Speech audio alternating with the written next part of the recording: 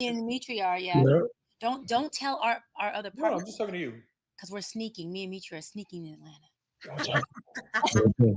I assume this isn't a real countdown, or is I it? hope real? not. I think it is. Oh, It says recording. Go Guys. for it. Yep. Oh no, are we gonna work now? The show must go on. Oh, okay. Let's find out. Another day in beautiful LA. Can somebody send me the script? for real, right? A little late for that now, D. You're beginning where you fit in from here. What Y'all are opinionated, you know? Ooh. That's funny. What are we covering, right? Okay, Dimitri, if you don't know what to say, just don't talk. The Just don't say nothing. ladies will take all that space. You're gonna say, Dimitri, we're gonna turn it to you. I'm gonna just sit here and stare at the camera. The ladies will take all that space. More time for us? Fantastic. All they need is to hear his raspy voice. That's all. They don't need to hear nothing else. Man, the Bass. love I received because God gave me a voice is incredible. Bass. My son be like, Daddy, can I get some pancakes? I'll be like, son, relax. Oh, look at his pancakes. It's a little deep voice. Logan gets whatever he wants. Like, can we get up now? It's good morning. See? Crazy. You spank your son. Do I spank him? No, I ain't gonna spank him. He get whoopings. Now, come on, Dimitri. Wait. You said no, and then you said yes. Do you use corporal punishment on your child? Spanking is so whitewashed. He don't get spankings. He said he get ass whoopings. Yeah. Yeah, I don't know what it means. So you do use corporal punishment? Ain't no damn corporal punishment. Leave Dimitri alone. He putting you on blast right now, Well, Dimitri. the thing Don't about it is, I'll be honest. My son, in 12 seconds, I summarize it. My son probably had 2 whoopings in his entire life. Yep. They got the job done. He's a very respectable young kid. Ooh, that's too need many. to know you serious. Yep. You got to know your daddy serious. Welcome to Truth Talks. It's been a crazy week. We're on our new platform on the Black Start Network and growing like crazy thanks to all the OG truth tellers hanging with us. We appreciate it. We're coming on after Roland Martin Unfiltered, and we're glad to welcome the whole Bring the Funk fan club to our Truth Talks family. I need all of you to hop in the chat tonight with the hashtag Truth Tellers and help us answer a really tough question. Be honest. Do black men hate black women? Truth Talk starts now.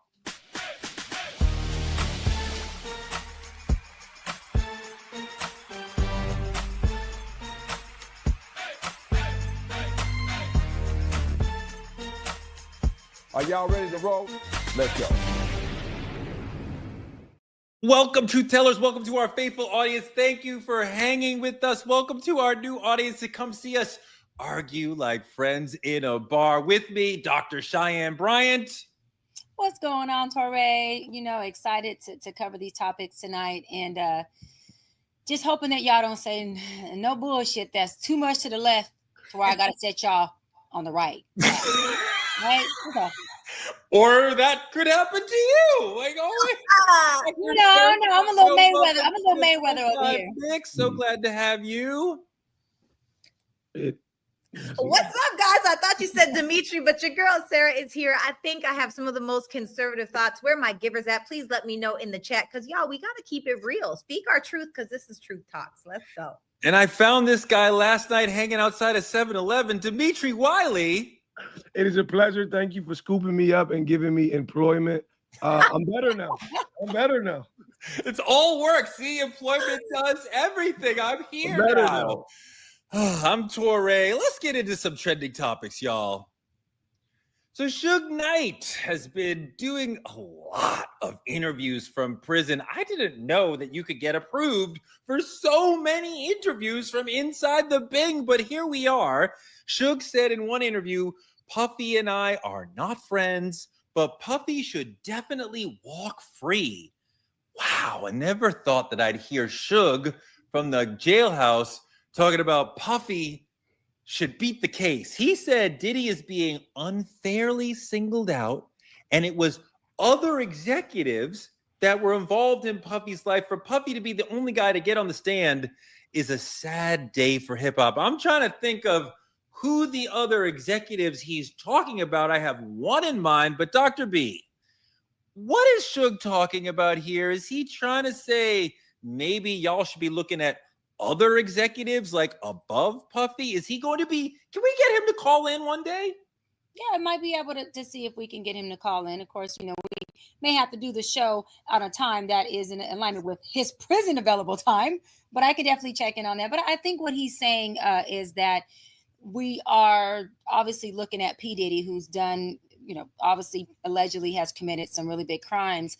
But I believe he's saying that it goes deeper and that there's executives and big dogs that are bigger than just the optics of what we see, which is Diddy.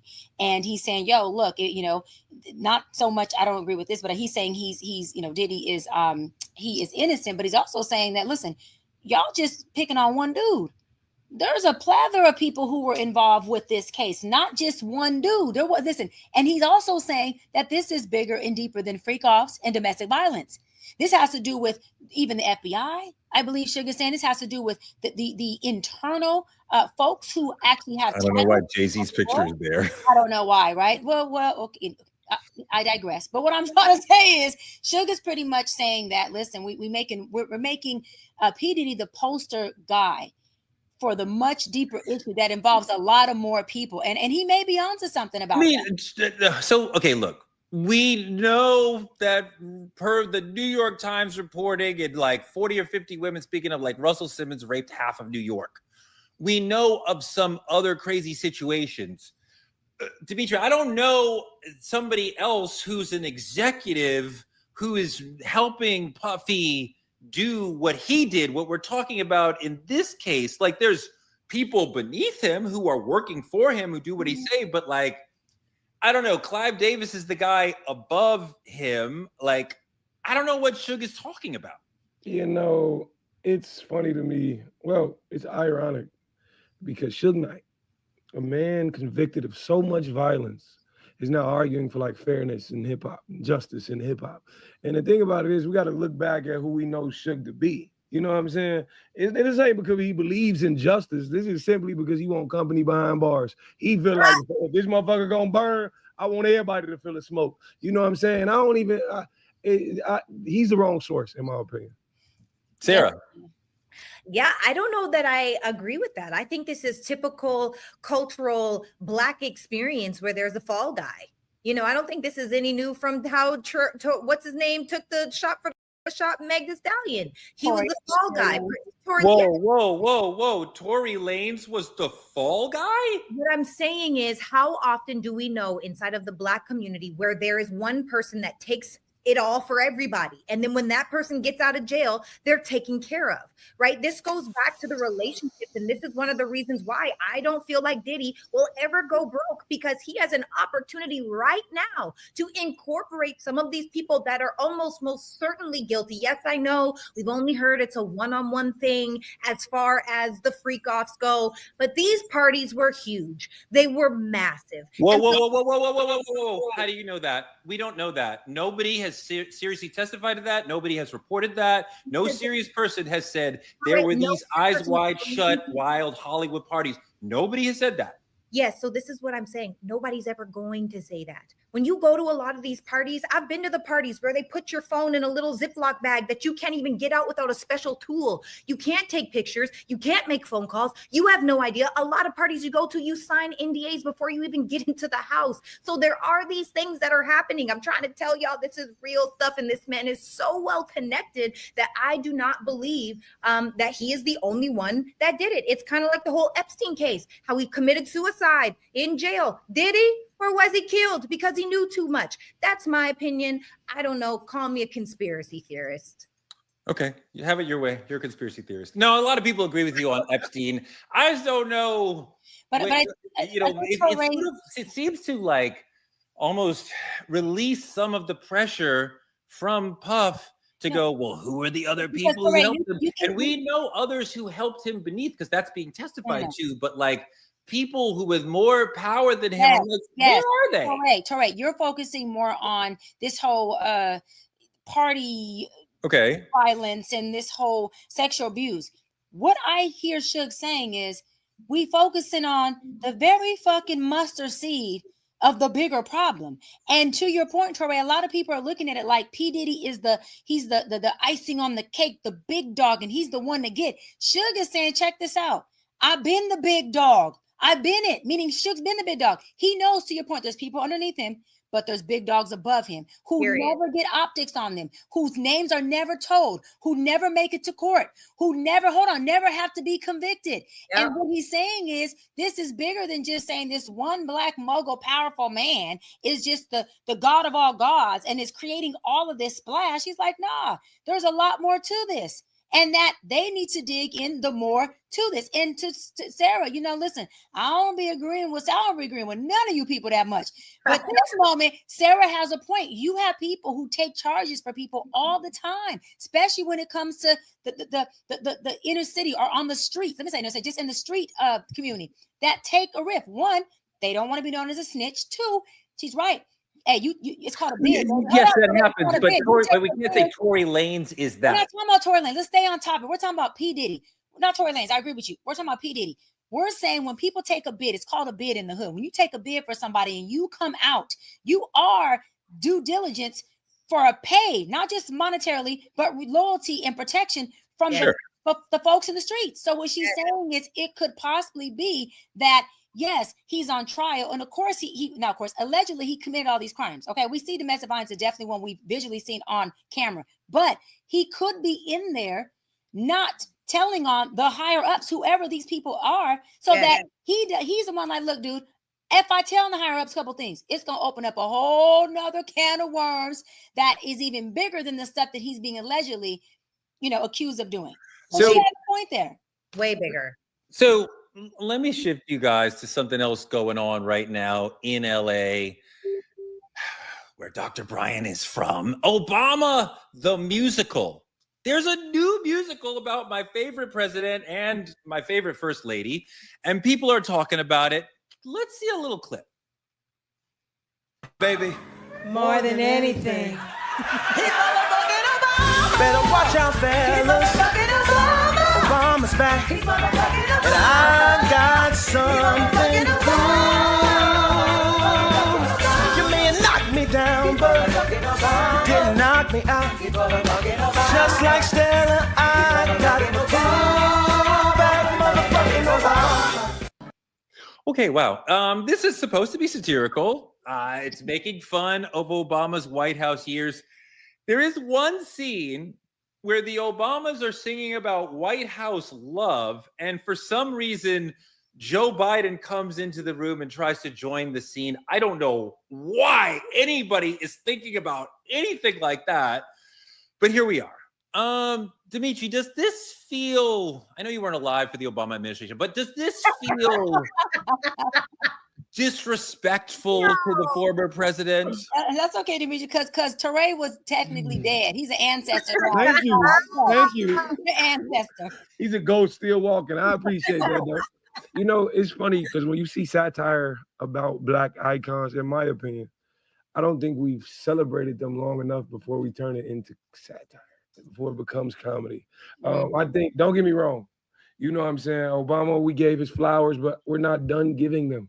This is too quick to be Saturday Night Live. This is the first Black president, something that changed history books. It's right now. This is giving Saturday Night Live. This is nothing less than Saturday Night Live, and I don't like it. The beat slap. Really? You're on the beat slap. You don't like it? What do you not like about it, Dimitri? What do you not like? Is it disrespectful?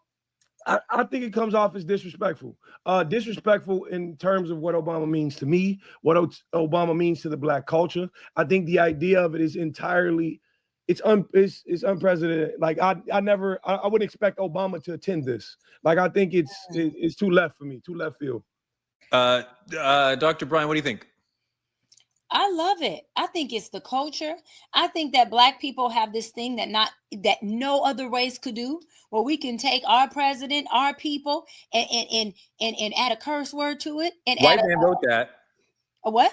White man wrote that. Oh, well, then you're changing up the narrative. Torrey said, you're leaving out information, my brother. You're leaving out information now. You see how he did me? See, this is the shit you do. Look. I gotta be like, this is great. White man wrote it. Oh, no, this sucks. Oh, this is terrible. Let me say because it does make a difference who authors things. Mm-hmm. Because messages are in the hands of the writer, which creates the narrative. And so for me, if it was a Black song about Obama by us black folks, then I can say that's ours. Yes, we can say it's motherfucker Obama. We partying up here. But when you have a white person who comes to the barbecue and their ones bringing the marinated chicken and they're the ones that setting the tone for that barbecue, then to me, it doesn't become a culture thing. It becomes us feeding into, again, a white person's narrative of how we're going to celebrate what we do. So now you see, now that you done gave me the right information, I have to switch up how I feel about it. But do you guys see how thin of a line that is? Like that's a really hard line to like navigate, because if we're doing it ourselves, we almost making it seem like it's acceptable to be done. Like I get our culture. We poke fun at everything. That's what we do. That's how black people operate. But this here, I remember I was a kid when Obama got 2008. I was probably like 12 years old or something like that. No, you weren't. No, you weren't. And the thing about it, I remember crying when Obama Your daddy was 12. I had to be like 12 or something. But yeah, no. Mitra, you said you were crying because I want to hear. Yes, I was in tears. Like I turned my little game off. I'm sitting here watching the inauguration with my parents, and this was a thing for me. Wow. Like I seen recently. And it was on like a thing the NBA was doing about the U.S. Olympics. Anthony Edwards was having a conversation with Obama. Yeah. And I was disrespected at how you not putting respect on who you talking to. Hold on, but what you said before, you reminded me of election night. And it wasn't certain going into the night who was going to win. Yeah. And when it finally, and a lot of us were talking about the Tom Bradley effect, maybe they'll get in there, not because he's leading in the polls, but we weren't. Right.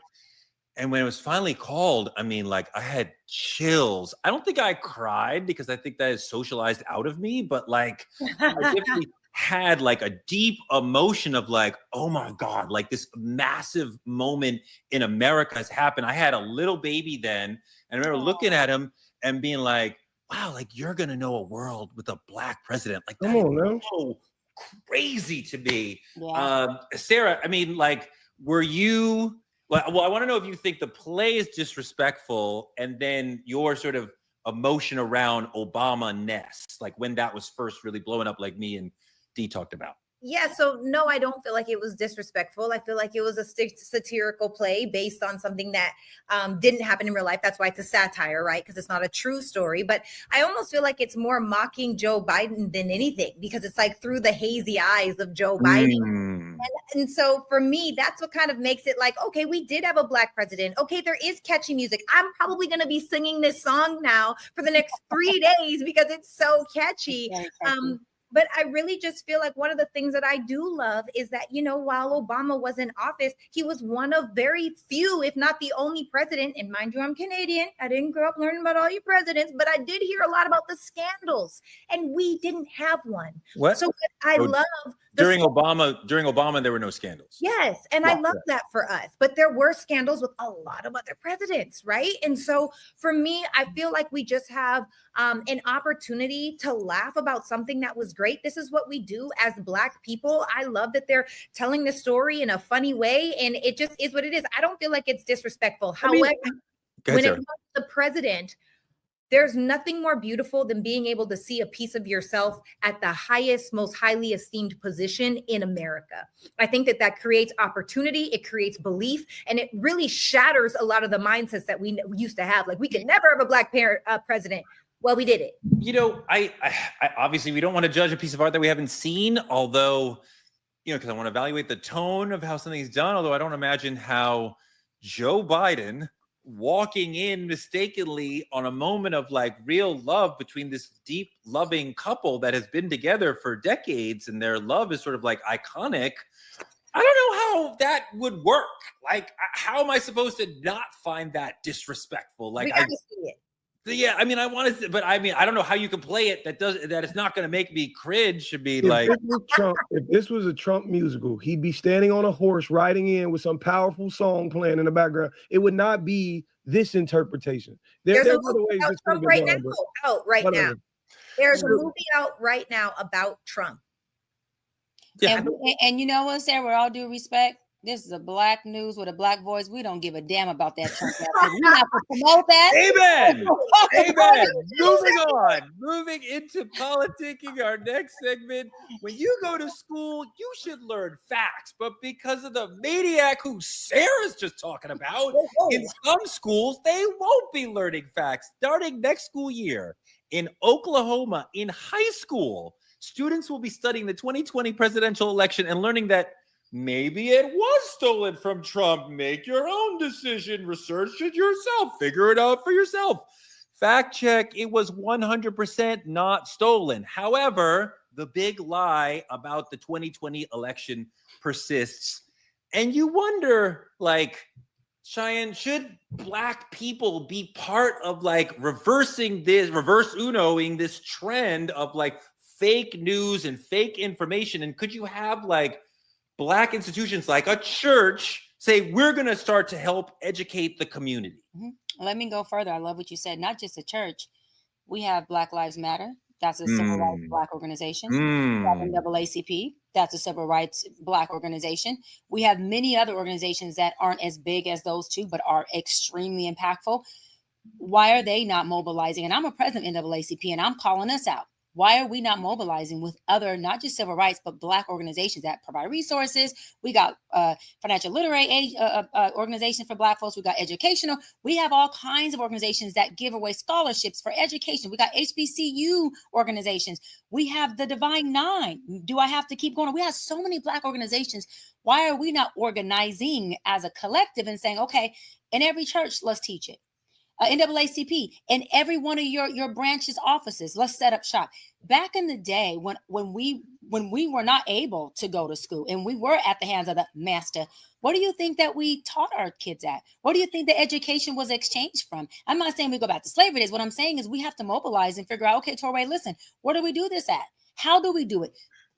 So many organizations have buildings that are donated to them. Churches have churches and they have different buildings donated to them by the city because they are a tax exempt organization that they don't pay for. So if you're not paying for it, then why are we not using it so that we can push out education to our black students and our black kids, even adults? Dimitri, there's all these ways that an organization, institution can serve the community. A church will do its education, right? A library will do its thing. But like, I think about like the Black Panthers, and they're doing the activist work and protecting against the police, but also they are serving breakfast to children every single morning. That was a requirement for every Black Panther chapter. And so when they're doing that basic service for what the people need, that is so empowering. And I think about whatever institution it is, to come in and say the basic need that we need is education, Black history education for the children.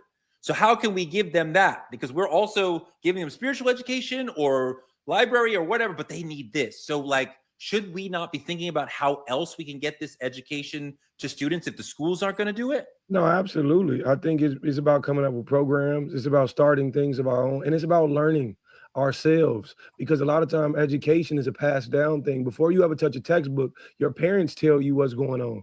If they don't know, they can't teach you. So first it's about educating yourselves as well. I think that's the biggest. I'm learning so my son can learn right behind me. It's passed down knowledge. But the thing about this isn't just rewriting history. This is erasing history before it ever touches a textbook. So they're not going to know anything that actually occurred, and then they have to live in conspiracy. So yeah, absolutely. It's about doing the work ourselves. We got to start doing it ourselves. Okay, let's move into the main topic, because this is going to be very emotional, very real. I might cry in this, I might break through the socialization, but the big question tonight, do Black men hate Black women? And I think it's an important question. It's a powerful question. I'm proud to have two smart women and a smart man to work through this, because this is a really important question. I want to handle it delicately because this really matters. But in 1960, 61% of Black Americans were married. In 2021, only 31%. And that shows a serious love imbalance. One social media creator thinks he understands the why. Jody, roll that clip. Men don't like women for real. They don't. They like women sexually, but they don't like women. They're not attracted to what a woman is outside of her sexual organs. So then when we get into why a lot of men womanize, or why it's just they're minimizing a woman based off of who she slept with or who she potentially can sleep for, because it's like you haven't gained the appreciation of the wholeness of a woman yet, and what that wholeness of a woman can bring to your life. You know, Dimitri, about a month ago, I heard this woman on TikTok say, men don't like women, they're attracted to them, and there's a difference. And once she decoupled that for me, I was like, oh my God, it's true. Think beyond the women you love who are in your life already. Think beyond the women you make money with or you're dating or whatever.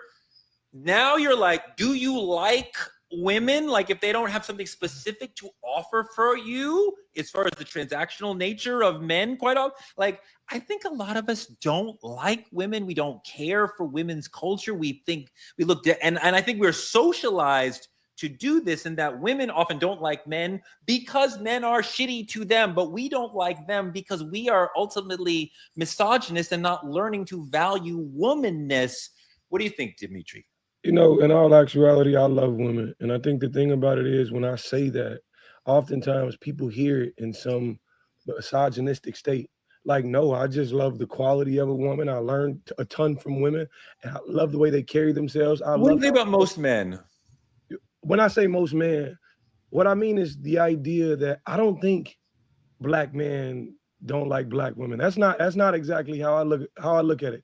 I just don't think black men were ever taught how to love women or admire women, anything out of a survival state or their ego. Like, I don't think growing up there was somebody who said, this is how you treat a woman. This is how you treat a black woman at that. Like, even when you look at their relationship with their mother and how that is also a sticky situation. She's learning, and there's a resentment building in the same way. I say it all the time. The same way a man respects his mother, he'll respect women in the world. That's my opinion. Cheyenne, so do you feel from your side, all the things that are, do you feel like black men hate black women? Do you think that we like women? Like, where are you? I did a whole clip last season on this, and it went viral and crazy. A man is what his mama makes him.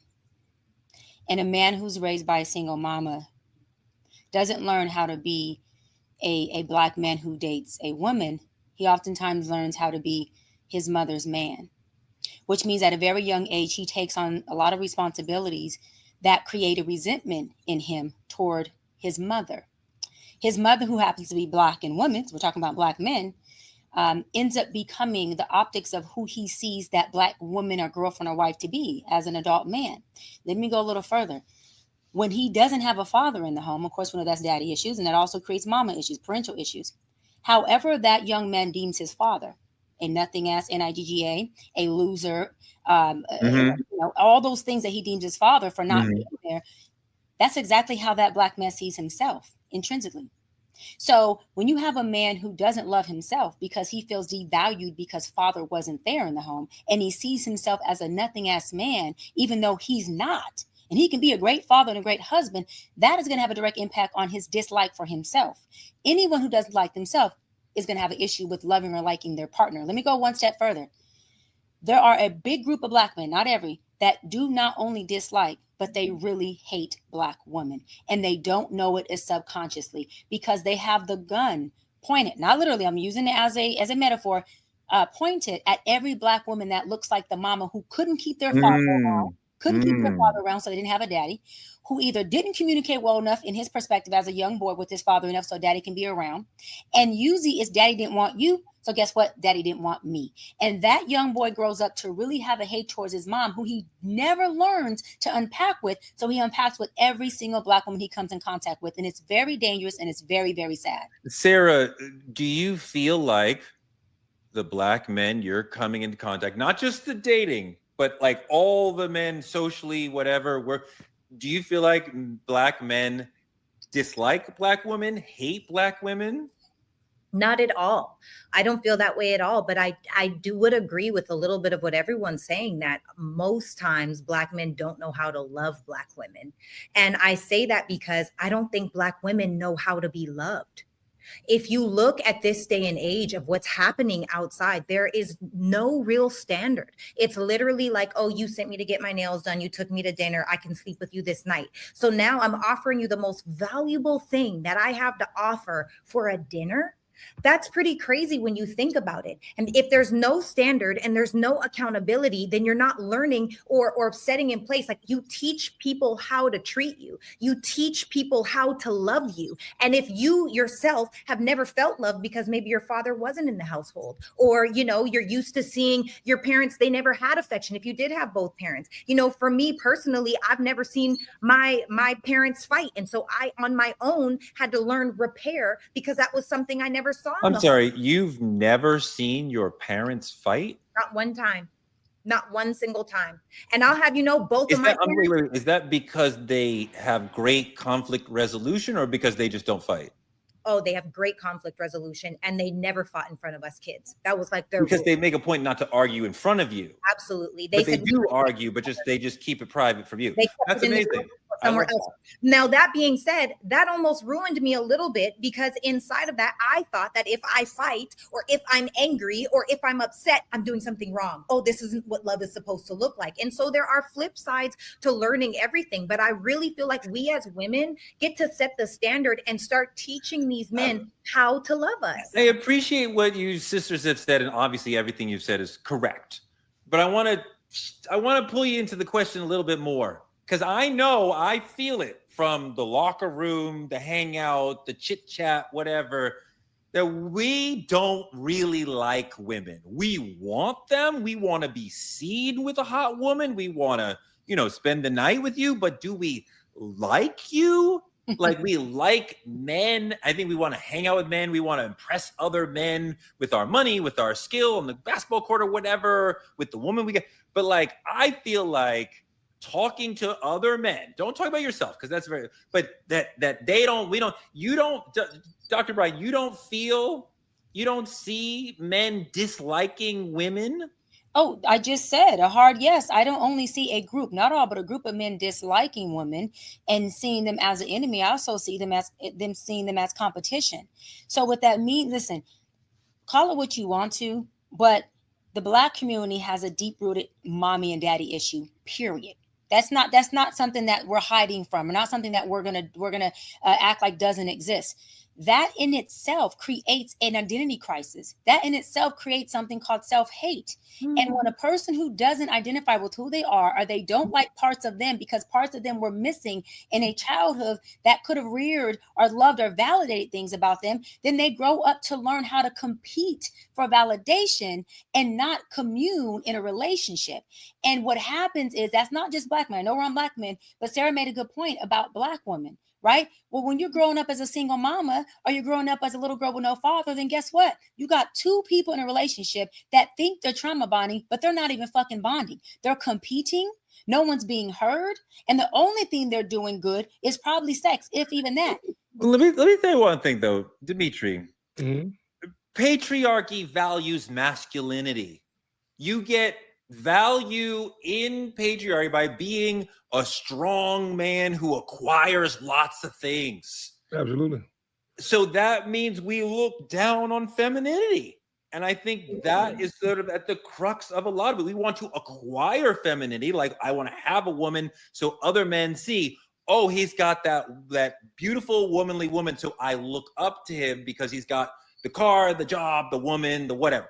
But like, do we respect femininity? Like, think about how often men make digs at how long it might take a woman to get ready for the night. We want her to look amazing. We want the earrings and the makeup and the hair, but then we're going to make a little dig about like, oh my God, it took you an hour to get ready. Think about, I saw this brother on TikTok talking about, you want to talk about mansplaining? Let's talk about how long it takes a woman to explain something. And I'm like, these are ways of just digging at femininity, and like, we just don't like women. The thing about it is, I don't think the problem is masculinity or femininity. I think the problem actually lies in the one thing men are taught that masculinity should embrace, which is ego. And I think a lot of times we lack the appreciation of a woman because oftentimes her value can insult our ego. to be Her overeducated. value insults our ego. Absolutely. To see a woman who's highly educated, to see a woman make more money than you do, to see a woman who's hyper independent, we automatically label it as too much. We minimize their successes. We fear, like, the thing about it is, just like men are afraid to approach women these days, men are even more afraid to say that's a high value woman. She's valuable. We can't even give flowers to women, and it breeds an appreciation, but it's more of, I think men are intimidated. 100%. And the better word is called jealous. Let's call it what it is. You just described jealousy. Yeah, I definitely agree. And, you know, I will also say that as far as women go, I think that it is a masculine and feminine thing. I think that women, especially Black women, have become much more masculine, and for good reason. We know there's a lot of single moms. We're the most single mom race in the nation. And I think that men are getting a little cringy talking about a lot of Black women become masculine. But it's sure you want to go there? Let me give this disclaimer, because masculinity is not gender-based, it's energy-based. We all have both. Okay. Masculine man still has 10 to 20% femininity. The most feminine woman still has 10 to 20% masculinity. A really great book, if you guys want to do your research, is The Way of the Superior Man by Data. He really dives into how masculinity and femininity work. And because now a lot of these super successful single mothers are out here, a lot of times I can't teach a man how to be a man. I'm a woman. A woman cannot teach certain things because I haven't had that experience. Just like I can't teach a white person how to be Black. It's an experience thing. You have to go through it in order to understand it. And so inside of that, I feel like men are becoming much more feminine. Well, what lacks inside of higher levels of femininity? To be honest, it's leadership. How are we supposed to follow a lead that a man doesn't have? And so I do think that a lot of men are feeling emasculated. I do feel like a lot of men are feeling like, oh, she thinks she's too tough now. She thinks she could do better than us. Look at her. She thinks all we want is money. Because the truth is that man who was raised by a woman, kind of acting like a woman, wants the leadership that he hasn't qualified for yet. I want to roll a video that Jody picked for us that sort of shifts the conversation a little bit, because we agree, I think, that Black men in this country are under attack, but Black women are not the problem. Roll the clip. But I'm like, he always takes the woman's side. And listen, if he's a man and he says he's a trans man, she's going to take his side even more because as a woman, you take that. And I'm just like, Mark, we are Black men are being attacked, and you are one of the biggest voices out here. And what I'm saying is that if you don't give a voice a reason, the Black man under attack trope in these conversations specifically is fascinating to me, in part because Black men have a tendency to do something that I see white women do all the time, which is they get so hung up on their oppression that they forget their privilege. Because the reality is, as Black men, yes, we are under attack, and our predator is not Black women. The predator is white folks as a whole, white society. And so when we are under attack, it is by white society. But within Blackness, Black women are also under that same attack and then have to experience the intra-racial oppression that Black men put on them. You know, Black women are experiencing racism just as we are, and then experiencing sexism on top of that, which is something that we as Black men are perpetuating onto them, as well as white society as a whole. Dimitri, I love that comment. I love that brother's work on TikTok. You know, part of the thing we haven't talked about in this conversation is the times that men can be violent toward women. And I'm not just talking about the physical violence, which is obviously horrible, but the sort of emotional violence that we can sometimes visit on women, which I think comes from misogyny. I think comes from, in some men, an anger toward mom that can't be expressed toward mom because she is a queen and a saint. So then you're taking it out on your girl or the girl you're dating right now. There's other ways that we are expressing hatred and disdain for women. I think sometimes we experience racism in the world and can't put it anywhere and put it on our woman. And I think there's a lot of ways that we are putting our pain and stress from the world on our women, Dimitri. And I think that's part of what's relating to what I'm talking about with us hating them. No, it's a fact. It's not even close to not being true. It's a solidified fact. The idea that a lot of times what we harbor inside, what we hate about ourselves, we gotta make somebody feel worse than we do, and that's usually the person you lay next to every night. But what I've learned with my friends and XYZ, I don't have any friends who put their hands on a woman at all. Of course. But what I've seen in just in general from being black and in the hood, oftentimes the men who grow up to hit their woman, they dad hit their mama, and it continued, and it continued, and it continued until this became just a degrading act that just men hold against women. And to be quite honest with you, like I'll give you an example. I had a friend, an old friend of mine. He would just lash out. He would drink, he would hit, and this is every single thing his father did to his mother that he hated about his dad. And that's what the ironic part about it was to me. You hated this man for these exact things, but you can't see it in yourself. And I think that's the problem what's going on. Men, I can't even say they want to be better. I just think women have it a lot harder than we do, and men don't see that. Good, and I want to say, listen, an emotional man tied to high testosterone equals a dangerous, violent man.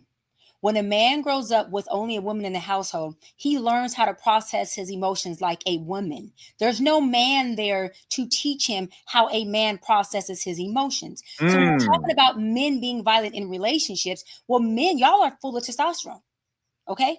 That's a natural hormone for y'all. You get into a relationship with a woman and things get hot and spicy and emotions are flying, and you have two people who are processing their emotions like women, meaning at a high peaked emotional level.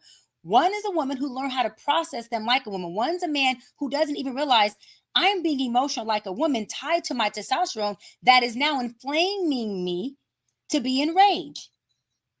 That man doesn't know how to not regulate. At that point, regulation doesn't become a problem. Hold on, Torre. Regulation is not a problem. It's his baseline for processing and understanding his emotions come from a feminine place. And that poor baby, that man doesn't even realize it because he's been doing this all his life. Let me ask you this.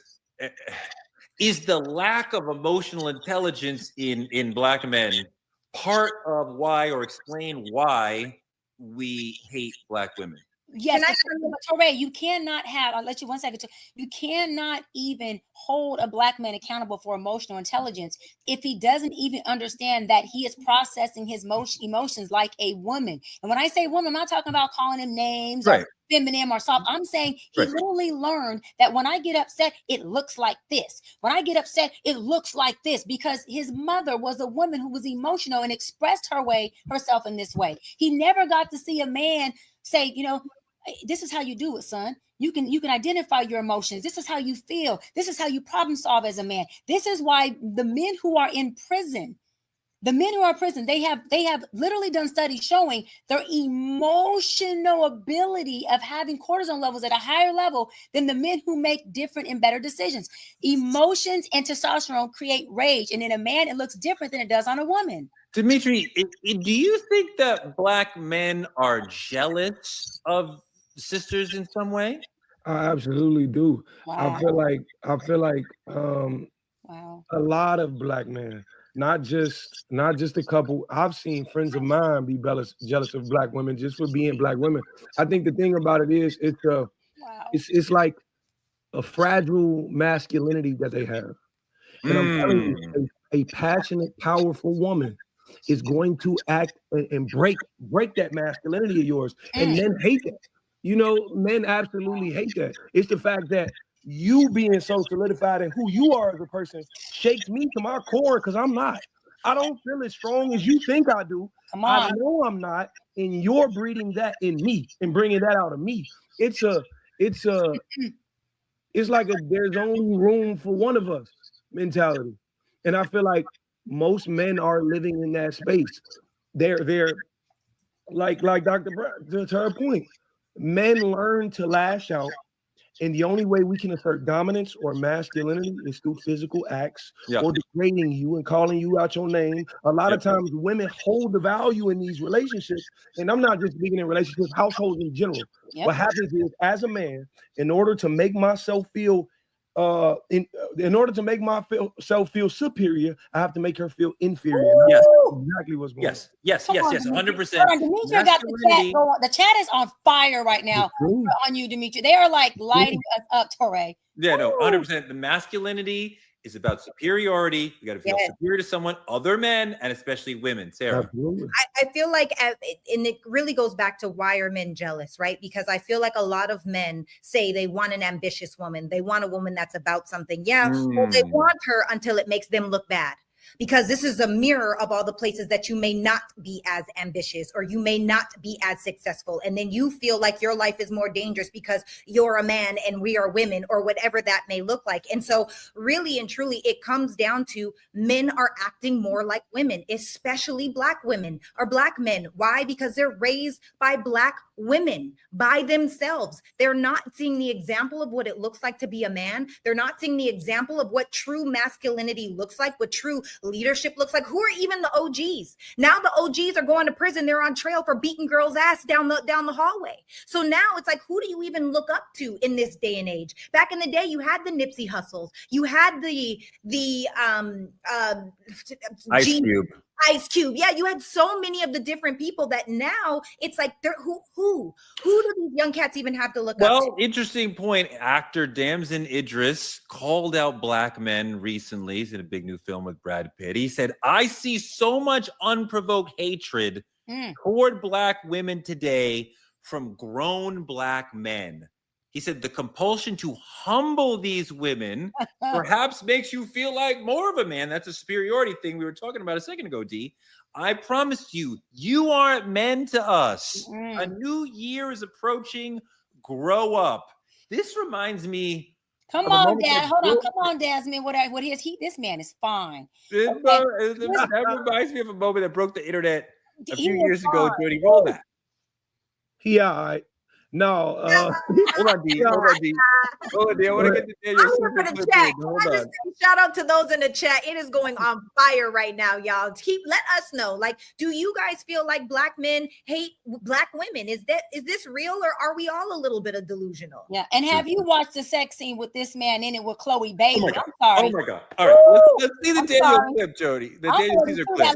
That libido was up there, baby. Woo, I'm back. Oh my, okay. Yo, I gotta make sure there is. I love you guys. Yo, you guys are listening, and I love you guys so much. But we're like talking about something serious. So I'm like, I don't want to talk about shows or like being, like artist stuff. Where's my? Why? I don't know which Black people are in here, but I want you guys to talk up right now. Why do we? I heard something drunk. Why are we being so mean to Jules? Why are we being so mean to white people right now? That's a serious question. You pass me the water. Why is it that we're allowed to be disrespectful and rude to everybody else, and when anybody returns any type of energy to us, that's not equality. I don't want to be treated like I can't take a joke. I just went through the fucking Chappelle shit, and I had to, like, in the moment acknowledge that I was being fucking sensitive. You know what I'm saying? And I need to be able to take a joke just like everybody else. Dimitri, I need a little context here because apparently white people are the real victims and Black people can't take a joke. That's the problem. I don't need any Black person telling me don't be mean to white people. Shut your mouth. But he's also from Canada. I told you they're I don't know. Dimitri, can you give me a little more context on what is going on here? I think the idea of it is you have a very, how do I put it without offending him in general?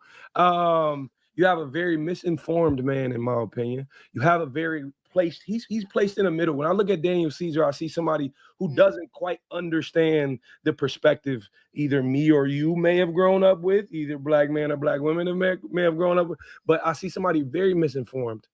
And I feel like he should be the last person having this conversation, especially after the stint he's talking about. But I don't think he can speak for the masses. I just don't see that. I agree. So wait, there's an idea that is popping up because, as we're saying, a lot of sisters are saying we feel the brothers don't like us or hate us or are just not serving us properly, not giving us that princess treatment we deserve. What do? Some people said maybe we should move on to something else, like white men or Asian men or gay men. Wait, what? If you're struggling to be valued by straight men, maybe consider a lavender marriage. What's that? Show them, Jody. A man and a lesbian get married. Lavender marriages, unions between individuals of different sexual orientations, have long been a way for LGBTQ+ people to navigate the pressures of a heteronormative society. These marriages allowed queer people to play straight, especially in eras less accepting of diverse sexualities, which were quite common amongst gay actors in Hollywood. Elsewhere, the concept of lavender marriage is evolving too. Some individuals are entering mixed orientation marriages not out of necessity, but as a conscious choice, prioritizing deep platonic connections over traditional romantic partnerships. Lavender marriages past and present show how LGBTQ+ people have balanced societal expectations with personal authenticity. Sarah, what do you think about the idea of sisters being like, it's not really working out with the guys, the straight guys? Maybe I should have a loving relationship with a gay man who will treat me like a princess and not pressure me in the bedtime. I feel like people are just doing whatever they want these days. They are just creating whatever they want to create, because that to me is not a marriage. I feel like the thing that makes marriage a marriage is God, right? The contract was created realistically in the United States. It got serious in 1929 to stop the black man from marrying a white woman. That's when a marriage certificate came into play. Why not just have a partnership agreement or some kind of business agreement in place? Because that's really a platonic friendship. Why not just be friends, have a business? Why get, I feel like that is a mockery of marriage, to be completely honest. I'm just gonna put that out there. And I also feel like some people are married, but they'll never experience what it is to be husband or wife. That's my opinion. What do you think, Shai? I mean, I think that people should do whatever brings them happiness. I see a lot of people who are married the right way and they're miserable as fuck. And I see a lot of people who are married in the way that's supposed to be, you know, either, and I believe in God, I'm saying under God, but no marriage certificate, and they're happy. I see a lot of people who are, so my thing is create what works for you. The part that concerns me a little bit, doesn't bother me because I want people happy, concerns me with the lavender piece is that it gives me more confused or identity crisis. And I'm not saying that they don't believe in love, because I am a person that believes that love is love. Because I believe love is love. I just think that, listen, I can hang out with Dimitri for months and just fall in love with him as a person, right? I can love Sarah as my friend. But my point is, when it comes to saying that a person is gay and I'm straight and we're going to fall in love and be together, it kind of goes against, if you're gay and you are a man, that means that by definition, we know this may be everyone's different, but by definition of gay and a man, you don't like me as a woman. If I am a heterosexual woman, I'm supposed to not like you as a man because you're gay, right? So how do we end up together in a way where we actually really want to be together, and we're not just being married for the sake of marriage, but we're being married for the sake of companionship and really wanting to be together? Well, let's address that question. We got a video that will speak to what is the attraction to lavender marriages. Jody, let's see that. A gay man will always give a girl princess treatment, unlike a straight man. So ladies, if you really want princess treatment, it's time for you to consider having a lavender wedding, because a queer man is always going to protect you more than a straight man would. That's just how it is. We hold women closer to our hearts because I believe that gay men, queer men, are more in touch with masculine and feminine energy on an equal level, which is why we understand both sexes' feelings and we respect people more. If you're a girl and you decide to date a gay man, you're never going to feel like you don't know where you stand with him. He's always going to be honest with you, and obviously you've laid out the boundaries before you've even chosen to get together. But I'm being dead serious when I say that women and gay men should start dating, because at the end of the day, we're just wasting our time here with other men who we try and date because they are not equipped with the tools. Wait a minute, wait, we won't know where we stand with him, because as a straight woman marrying a gay man, do I have to also be concerned about other men and women? See, this is where it just becomes overload. You guys are gonna work out those boundaries. The way that he, assuming that's his pronoun, explains that, was really beautiful and makes a lot of sense. You will get a lot of love, appreciation, and understanding from that person. Push back. Why are you saying that, D? I can't let him have it. I cannot let him have it. There's very, very masculine men, very men who know how to be man, who relate emotionally, mentally, all of that to a woman. And you cannot say we hold them closer to our. No, it's not true.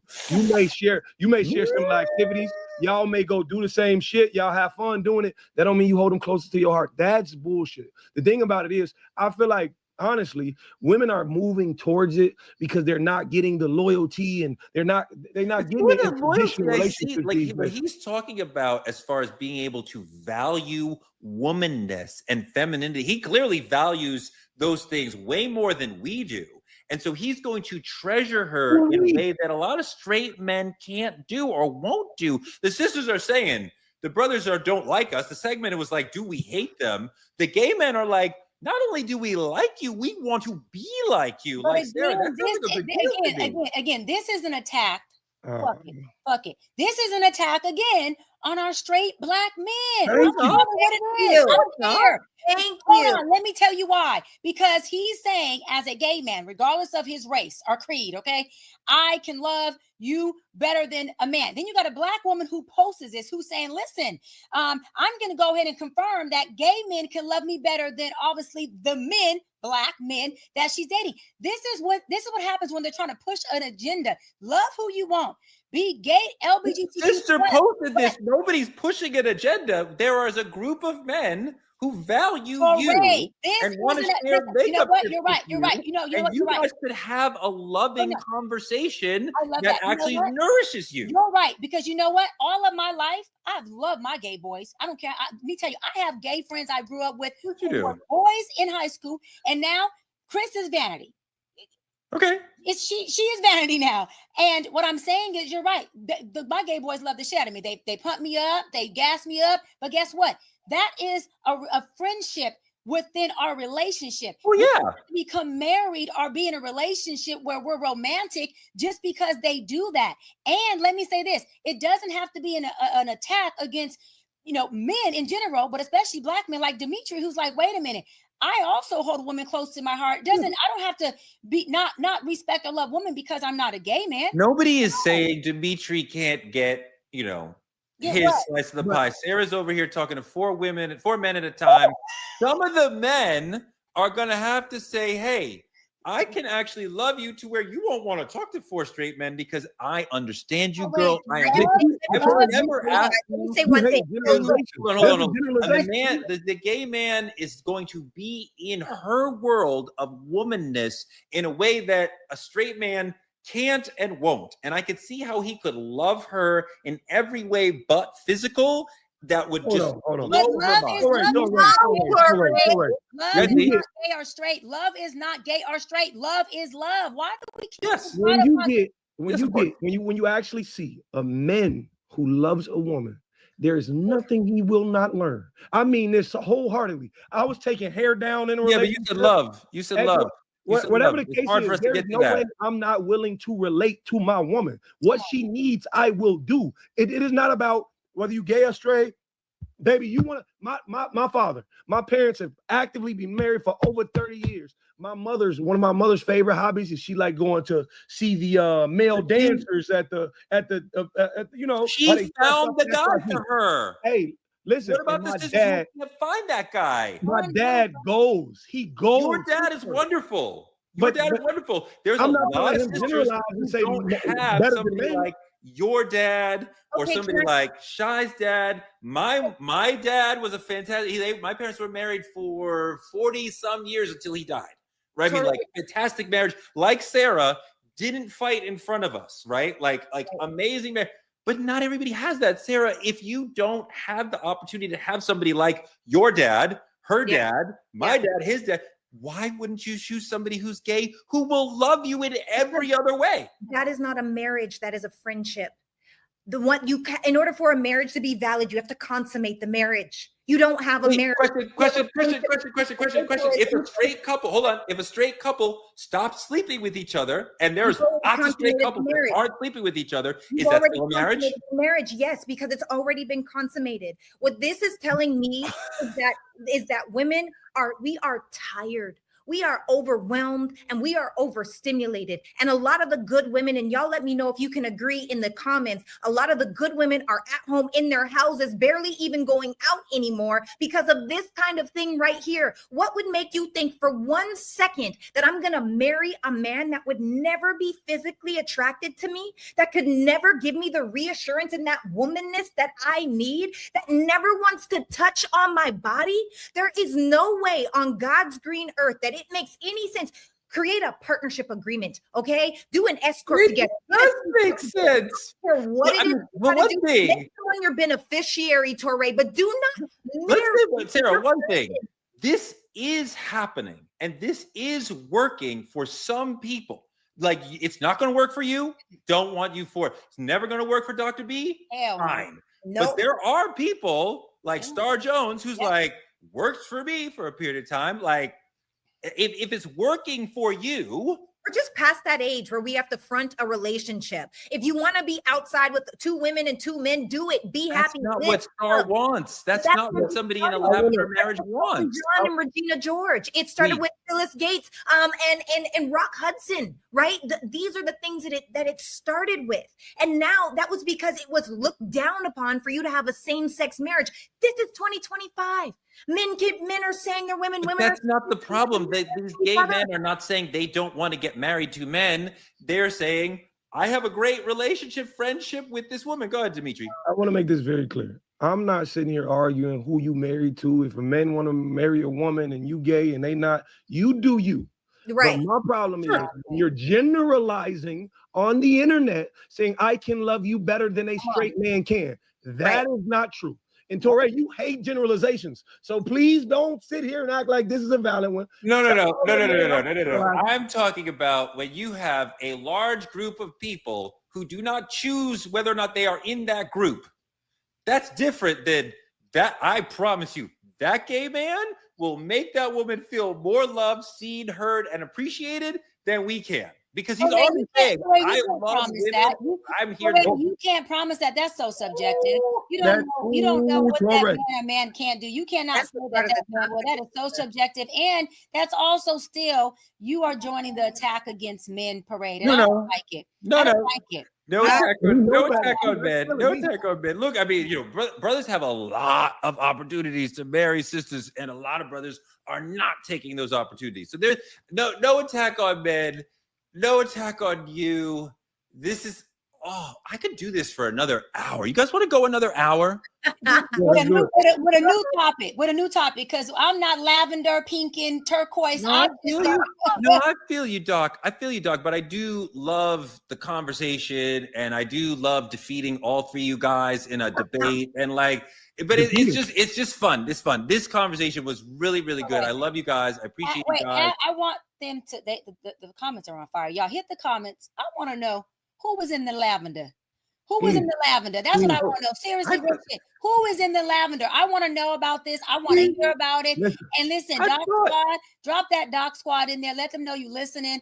Put that Doc Squad in there with your opinion against Torre, who was just on this fight against men parade, y'all. Get him. No. If there's any gay women in the comment section, I'm open for marriage. If y'all want to just come on over here, I just want to put that out there. As men have to do better in the way that we treat, listen to, respect, talk to, show up for our women. I agree with that. And a lot of our gay brothers are doing that work as friends, and some of them as husbands. And I understand that's controversial for you 3, but we know they are showing up as great friends for some of our wives and sisters. They are. And we could be better on that level. Okay, really quick, Torre, we want anyone who's in the lavender relationship or in that lavender world, drop us your Instagram handles so that we can send you a DM. We want you on the show. We want to hear more about your lavender relationships and Because obviously, Doc, I'm ignorant to it. So let me know.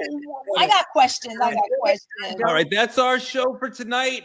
Like, comment, and subscribe on our YouTube at Truth Talks Live. Continue to watch simulcasting here on the Black Star Network, always after Roland Martin Unfiltered.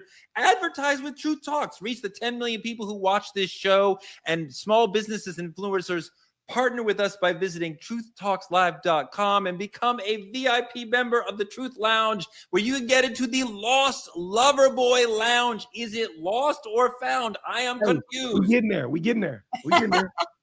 All right. As we talked about, Black media is under attack. Black men are under attack, but not from gay men. So keep supporting us by telling a friend to tell a friend to check us out every night, 8 p.m. EST, 8 p.m. PST. We are here. The conversation that you always wanted to have, where everybody fights and drinks and gets into a mess. It's going to be fantastic every night like this. Next week, Attorney Ariva Martin, Judge Lauren Lake. We will be back every night at 8 p.m. We love you guys. 5 p.m. PST, 5 p.m. Pacific Standard Time, y'all. Peace.